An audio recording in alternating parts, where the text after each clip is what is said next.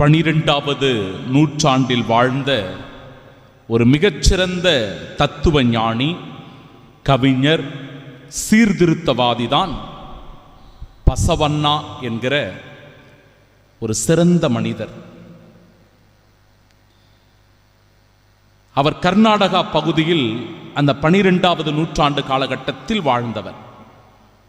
அவரிடத்தில் மிகுந்த பசியோடு வறுமையில் இருக்கிற ஒரு குடும்பம் வந்து உதவி கேட்டு நிற்கிறார்கள். தானே ஒரு வறுமையான ஒரு சூழ்நிலையில் வாழ்ந்து கொண்டிருந்த அவர் எதை பற்றியும் கவலைப்படாமல் தன்னிடத்திலிருந்த பொருள்களையும் உணவையும் உடனடியாக எடுத்து அந்த ஏழை எளிய குடும்பத்திற்கு கொடுத்து விடுகிறார். அந்த வறுமையில் வாடிக்கொண்டு வேதனையில் தவிக்கிற குடும்பத்திற்கு கொடுத்து விடுகிறார். அப்பொழுது உடனிருந்தவர்கள், நீங்களே வறுமையில் இருக்கிறீர்கள், நீங்களே கஷ்டப்பட்டு கொண்டிருக்கிறீர்கள், இந்த சூழ்நிலையில் எப்படி பிறருக்கு உங்களால் உதவி செய்ய முடிகிறது என்று கேட்டபோது, அன்புடன் கொடுக்கப்படும் சிறிய உதவியே பெரிய செல்வத்தை விட உயர்ந்தது என்று அவர் சொல்லுகிறார். அது மட்டுமல்லாமல் பிறரின் துன்பத்தை நம் துன்பமாக உணர்வதே உண்மையான பக்தி என்று சொல்லி தன் சீடர்களுக்கு அவர் அறிவுரை வழங்கினாராம். ஆம் அன்பு சகோதர சகோதரிகளே, இன்றைய நாளினுடைய இறைவார்த்தை ஆழமான அன்பின் வெளிப்பாடாக அமைந்திருக்கிறது. உன் முழு இதயத்தோடு, முழு உள்ளத்தோடு, முழு மனத்தோடு ஆண்டவரை அன்பு செய்வாயாக.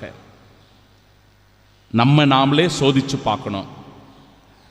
இயேசுவினுடைய திரு இருதயத்திற்கு ஒப்பு கொடுக்கப்படுகிற இந்த நாளில் நம்மளை சோதித்து பார்க்கணும், ஆன்ம சோதனை செய்யணும்.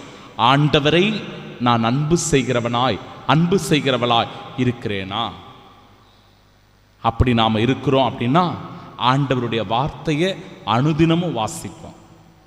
கடவுளுடைய வார்த்தைகளை வாசித்து தியானித்து புரிந்து கொள்ளக்கூடியவர்களாக இருப்போம். கடவுளை அன்பு செய்கிறவர்கள். நற்கருணையினுடைய சந்திப்பு நம்மிடத்தில் இருக்கும். 2வது நற்கருணை சந்திப்பு.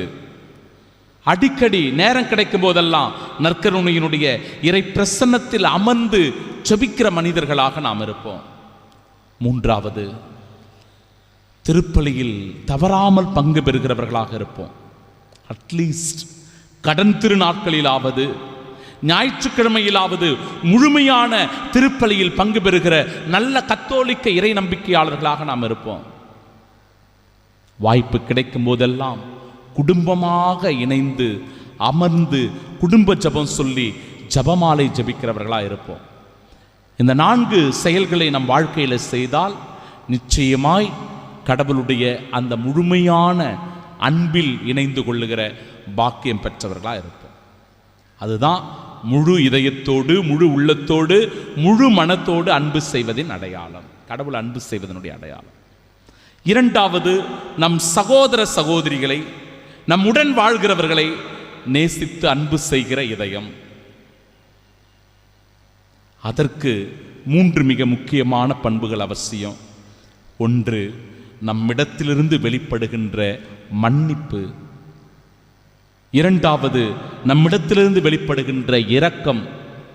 3வது நம்மிடத்திலிருந்து வெளிப்படுகின்ற பிறர் நலம், பகிர்வு. இது 3ம் இருந்தால் நம்முடன் வாழ்கிற பிற சகோதர சகோதரிகளை நம்மால் அன்பு செய்து வாழ முடியும். நல்ல உறவுடன் இணைந்திருக்க முடியும். ஒருவர் மற்றவரை மன்னிக்கணும், ஒருவர் மற்றவருக்கு இரக்கம் காட்டணும், நம்மிடத்தில் இருப்பதை பிறருக்கு உதவி செய்யும் வண்ணமாக பகிர்ந்து கொடுக்கணும். இது மிக மிக அவசியமான ஒன்று. பிரியமானவர்களே, இன்றைய நாளினுடைய புனிதர் திருத்தந்தை 10ஆம் பயஸ் அவர்கள் 1903 முதல் 1914 வரை அவர் திருத்தந்தையாக இருந்திருக்கிறார். திருச்சபையினுடைய திருச்சட்ட நூலை தொகுத்து வழங்கியவர், கோட் ஆஃப் கேனன் லா, இதை வழங்கியவர் அவர்.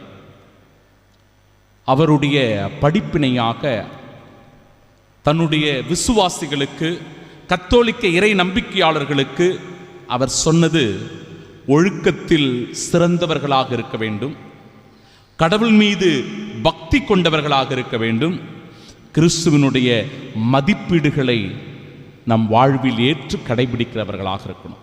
இது அவருடைய முக்கியமான போதனைகள். கிறிஸ்தவ ஒழுக்கம், கிறிஸ்தவ பக்தி, கிறிஸ்துவின் மதிப்பீடுகளை விதைக்கின்ற பின்பற்றுகிற மக்களாக இருப்பது.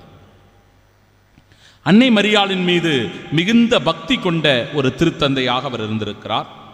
குறிப்பாக ஞாயிற்றுக்கிழமைகள் தோறும் அவருடைய ஆலயத்திலிருந்து திருப்பலியை நிறைவேற்றி மறைவுரைகளை நிகழ்த்தக்கூடிய 20ஆம் நூற்றாண்டினுடைய மிகச்சிறந்த ஒரு திருத்தந்தையாக அவர் போற்றப்படுகிறார்.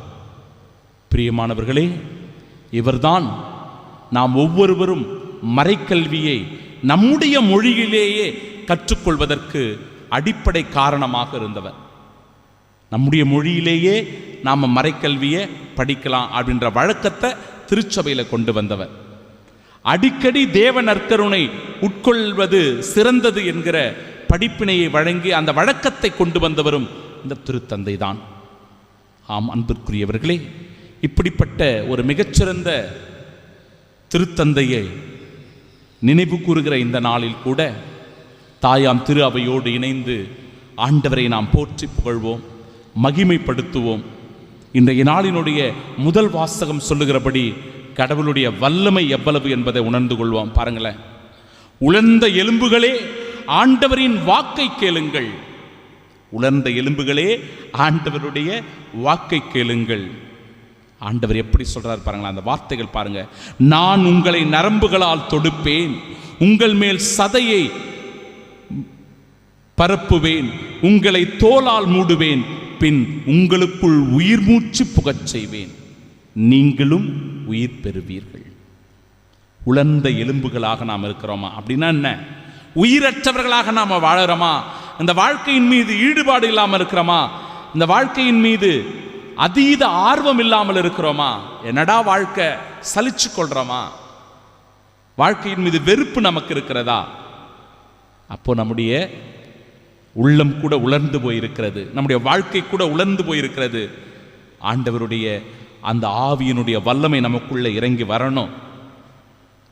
புதிய ஆற்றலும் புதிய வல்லமையும் புதிய உயிர்ப்பும் நமக்குள்ள நிகழணும். அதற்கான வரம் வேண்டி இந்த நாளில் செபிக்கணும். பாருங்க, ஆண்டவருடைய அந்த வார்த்தையை கேட்ட உடனே உராயும் ஓசை கேட்டது.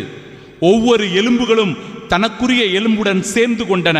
நான் பார்க்கையிலே அவற்றில் நரம்புகள் ஏற்பட்டு சதை தோன்றி தோல் அவற்றின் மேல் மூடியது, ஆனால் அவற்றில் இன்னும் உயிர் வரவில்லை. அப்பொழுது மானிடா, நீ இறைவார்த்தை உரைத்து இதோ இவற்றிற்குள் உயிர் மூச்சு புகச் செய்வேன் என்று சொல். அப்பொழுது 4 திசையிலிருந்தும் காற்று வந்து புகுந்து உயிர் மூச்சு அவர்களுக்குள் புக, பிறகு அவர்கள் உயிர் பெற்று எழுந்தார்கள். அது கூட கால் ஊன்றி மாபெரும் படைத்திரளை போன்ற அவர்கள் இருந்தார்கள். படைத்திரளை போல அவர்கள் இருந்தார்கள். பிரியமானவர்களே, நாம் எந்த நிலையில் இருந்தாலும், உடைந்து போயிருந்தாலும், சோர்ந்து போயிருந்தாலும், வெறுப்பு நமக்குள்ள இருந்தாலும், காயங்கள் நமக்குள்ள இருந்தாலும், ஆண்டவர்கிட்ட அந்த தூய இருதயத்திடத்தில் நம்மை முழுமையாய் ஒப்பு கொடுத்துட்டோம் அப்படின்னா நம் ஒவ்வொருவருக்குள்ளும் புதிய ஆற்றலை ஆண்டவர் புகுத்துகின்றார், நம்மை வாழ்விக்கின்றார். நமது ஆண்டவர் ஒப்பு கொடுப்போம், அவரை முழுமையாய் அன்பு செய்வோம், அன்பின் சாட்சிகளாய் இந்த உலகத்தில் வாழ்வோம். ஆமென்.